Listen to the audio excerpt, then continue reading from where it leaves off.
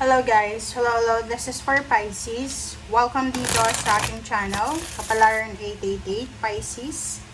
Alamin natin kung anong messages, vibration, gabay, energy para sa inyong lahat. So this is general reading, so I hope na makaresonate kayo. Okay. So this is for Pisces.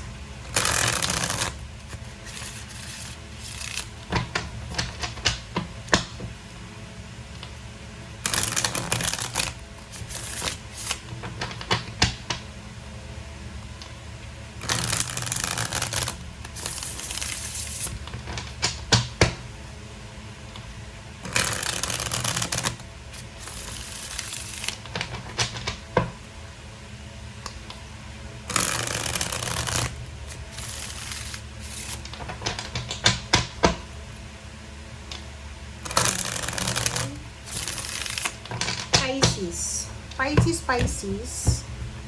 This is for the collective. So, titingnan natin Pisces kung anong message ang kailangan mong marinig. Okay. Okay, first two cards tayo Pisces. There's an 8 of Pentacles and 0 the Fool.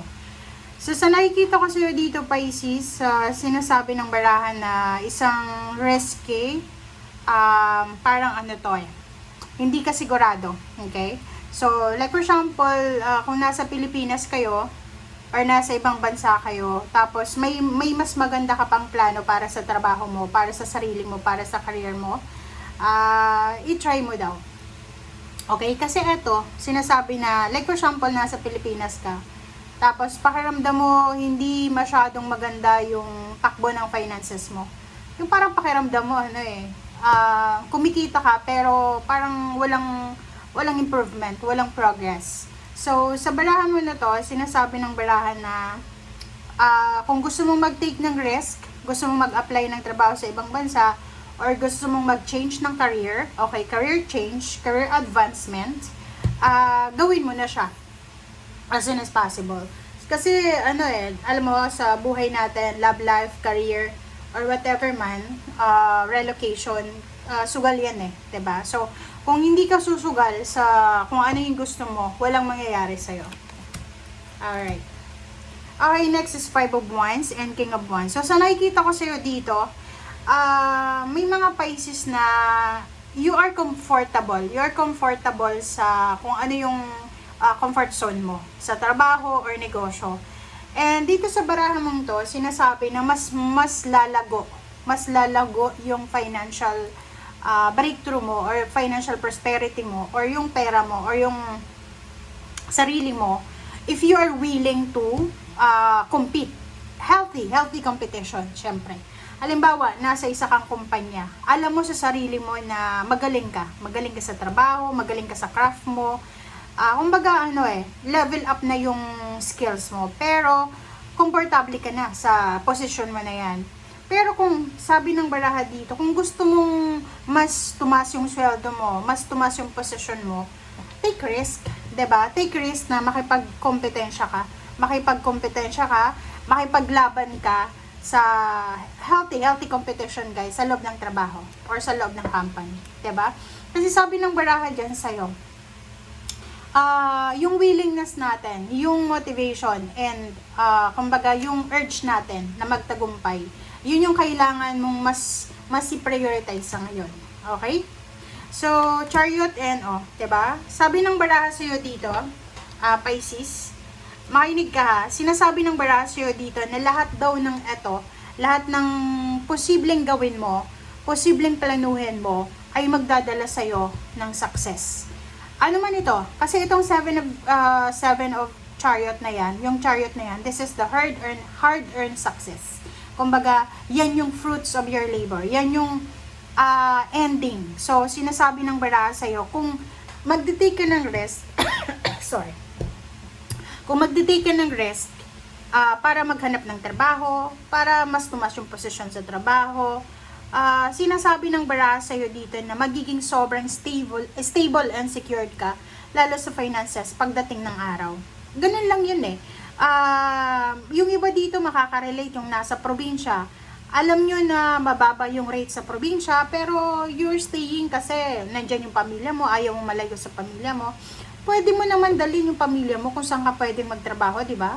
Ang iba nga dinadala sa ibang bansa eh, di ba? So, sabi ng baraha sa'yo na kailangan na take charge na tayo sa success natin. Kailangan ipaglaban mo. Kailangan matuto kang makipag healthy competition. Okay? Para maabot mo yung pangarap mo. Kasi yung stability dito, yung financial stability, makukuha lang natin yan kung tayo ay desidido, kung tayo ay aggressive yung approach natin. Okay?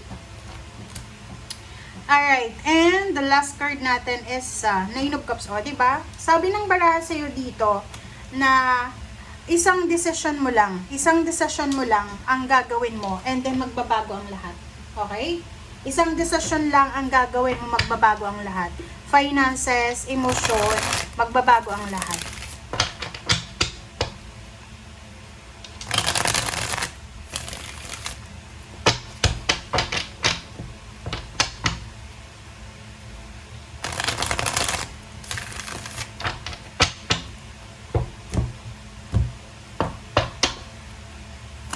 Okay, Seven of Gabriel.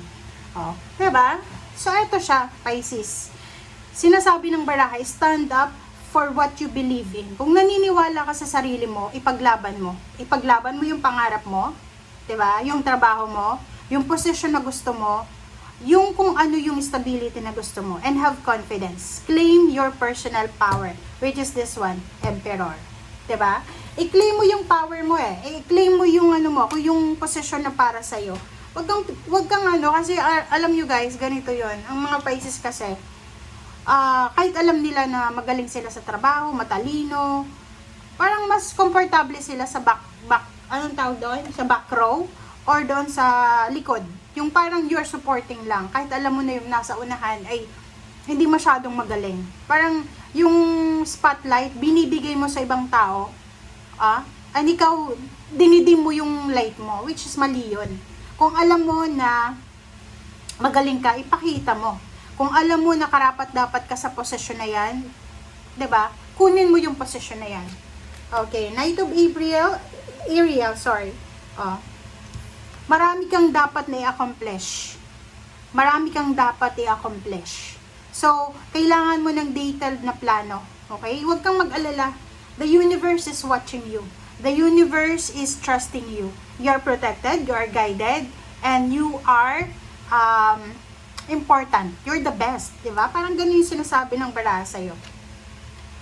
Eight of Ariel, diba? Sinasabi ng baraha sa'yo dito na kung may mga gusto kayong gawin, like gusto nyong matutunan, huwag kayong matakot na mag-aral. Mag-aral, magtanong. Huwag kayong matatakot na maghanap ng mga tamang information. Kasi mas lalo kang tatalino. Wala yan sa edad, wala yan sa status sa buhay.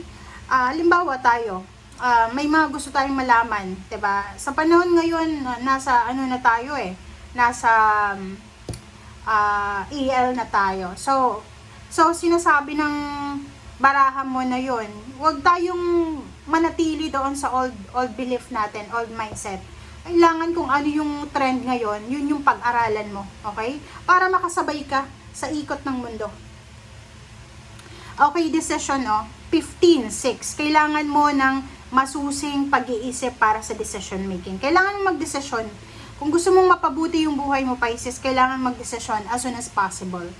Release yourself from that which hold you back. So, yun, mga old mindset, old belief, mga connections na hindi na maganda para sa buhay mo, umalis ka na dyan. You need a detox also. So maybe personal detox to. Mga negative thoughts, kailangan mong ayusin yung pag-iisip mo. Physical, mental, emotional, financial. Magtipid, okay? Kung masyado kang magastos, magtipid. Wala kang dapat na alalahanin kasi yung mga inaalala mo ay mga walang kwentang bagay yan, okay? You need to have a strong faith sa sarili mo, okay? Decision making kailangan mo dito. Alisin mo yung sarili mo sa mga toxic na environment, toxic na connections, friendship, even family, or even thoughts and emotions. Alright, next is Page of Michael. Okay, Page of Michael. So, dito sa barahang to, an exciting new challenge siya. Diba? So, sinasabi dyan na may posibleng gagawin ka. Okay? Isang importante to na gagawin mo na like for example, ano to interesting siya. Pwedeng may mga, pwedeng matanggap ka sa ina-applyan mong posisyon, salary increase, higher position, mga contract, parang ganon. And documents. So, you need to be careful sa pag-handle ng mga documents kasi alam mo sa panahon ngayon, maraming mga scammer. So, iwasan mong makisalamuha, makipag-connect, makipag-collaborate sa mga scammer. And lastly, this is Queen of Ariel. So, sinasabi na alagaan mo yung sarili mo. Yung kung ano yung gusto mo, yung family mo, yung sarili mo, okay? So, sinasabi ng bara sa'yo na kailangan mong maging practical and wise sa mga decision making mo. Okay? Okay, so dito sa last card mo, King of Raphael, sinasabi Pisces na, oh, yes, safe na safe kang magtiwala. But, sinasabi ng barahan na kailangan mong maging matalino, practical and wise ka dapat sa mga actions mo. Okay? Thank you. Bye!